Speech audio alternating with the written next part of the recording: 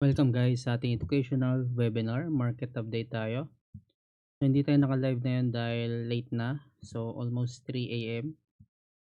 So update natin tayo sa gold, USD and sa Nasdaq, no? So recently sa USD nagkaroon ng demand. Continue natin sa higher time frame sa daily. Nakita natin nagkaroon ng bullish move dito. Nag-hold above sa key level, no? So based sa previous market update natin ay bullish bias tayo sa USD if mag-hold above sa key level. And supported by fundamentals, no, based sa CPI data this week, no, nung Tuesday meron tayo dito CPI. So yung actual data, yung result ng data ay higher than expectation, no, higher than sa forecast na 2.6%. ay nakita natin nagkaroon ng USD bullish sentiment, no. So take note is mostly na price in agad yan dahil di naman ganun kalaki yung difference ng actual data sa forecast, no. Pero ito yung naging narrative natin na kaya bumaksak ang gold. Makita natin dito sa H1 time frame yung Tuesday, no. Makita natin nagkaroon ng rejection dito sa key level. So yung nakita natin dyan yung mga key level based sa trading system natin yan. So automatic siya nagpa-plot sa chart natin. So same rin yan dito sa MT5 and MT4 platform natin, no. Parehas yung key level. Nakita natin dito rejection sa mga key level nakita natin bumaksak ang gold, no. So also dahil rin yan sa tariff, no. So dapat alam natin yung mga fundamentals, no, and market sentiment kung paano gumagalaw ang gold price, no. So kaya inaaral natin yan sa mga fundamental course natin kung ano yung impact ng mga fundamental catalyst sa market. So lalo na sa gold, no, dahil heavily driven ito ng fundamentals and economics. Makita natin right now sa gold. So kanina nag-bullish move siya kaninang umaga, then nag-drop siya, and makita natin sa trading system natin bullish bias sa daily, no.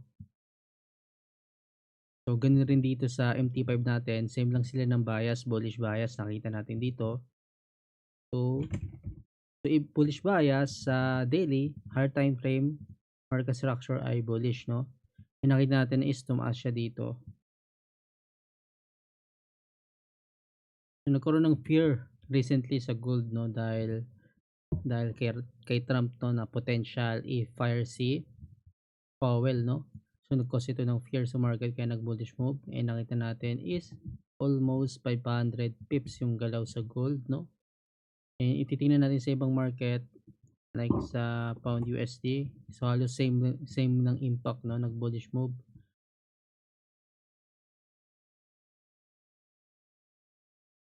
And recently sa Bitcoin, alam natin na nag-create ng new all-time high dito sa 123K, no. Makita natin tumaas siya. Bullish move sa Bitcoin. Sa Nasdaq naman is same pa rin, no, bullish bias sa Nasdaq, no. Same pa rin bias natin dito na pataas. So makita natin sa trading system natin, no, sa daily bullish bias. So yung market bias natin is ito yung guide natin, no, kung ano yung direction ng market, no. Then pwede natin gamitin ito as confirmation, no, confluence sa ating entry kung mag-enter tayong trade. Then combine natin sa mga key levels, no. Example dito, ipupunta tayo sa lower time frame. Then makita natin yung key level is nandito. If yung price is nandito pa lang sa baba, no, then may key level sa taas, then makikita mo sa lower time frame bias natin ay bullish, and sa daily bias natin or sa higher time frame bias ay bullish, no. So ito yung confirmation na yun is pwede natin gamitin sa ating entry point, no. So makita natin maghanap tayo ng pullback lower. Then since yung key level na sa taas, kaya tayo bullish bias na potential i-retest ng market yung key level sa taas, nakita natin ayun yung nangyari nung bumagsak ang price sa Nasdaq, no, ni-retest yung key level na 'to. Nakita natin nag-hold above dito, break above sa key level and nag-continue yung bullish move 'no. So ayun yung purpose ng market bias natin, puwede nating combine sa key levels 'no. So same rin 'yan sa MT5 platform and MT4 natin, parehas lang yang ng concept 'no. So same rin dito sa gold kanina, yung price dito sa gold nung bumagsak siya, price is below key level 'no, kaya tayo bullish bias, then supported by sa higher time frame market bias natin sa daily is bullish bias rin. So makita natin na tumaas 'no, then nagkaroon ng fundamental catalyst dito na potential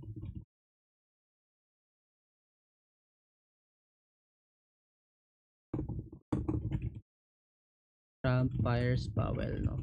Kaya nag-cause ng fear 'no, ito yung main narrative kanina 'no, na kung bakit tumaas, nag-spike pataas yung gold dahil na potential i-fire ni Trump si Powell. Then if naka-align lahat 'yan, yung market bias, yung market sentiment and fundamentals 'no, so puwede nating gamitin natin 'yun sa ating advantage 'no. So may edge tayo sa trading. So information advantage sa fundamentals and market sentiment 'no, puwede nating gamitin 'yan.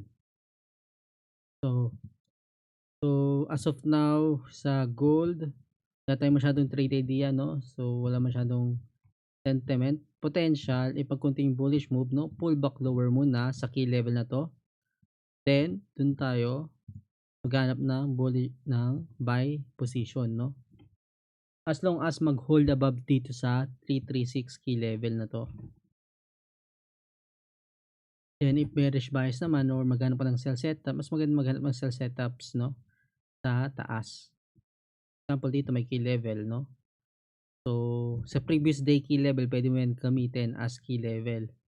Makita natin nagkaroon ng rejection sa taas, nag-bearish move dito. So puwede natin gamitin 'yan 'no, sa gold. So if tayo sa gold is bearish pa rin tayo sa gold if based sa market structure 'no.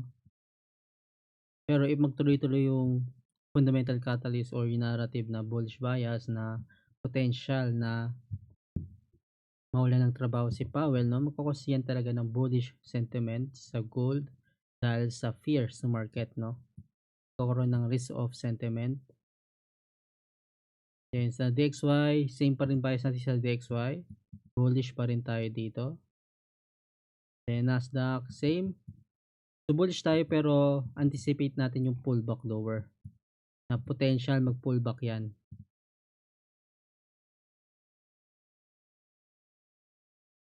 So ayun lang sa market update natin. So soon i-release natin yung trading system natin sa TradingView para pwede nyo access sa mobile phone yung trading system natin 'no.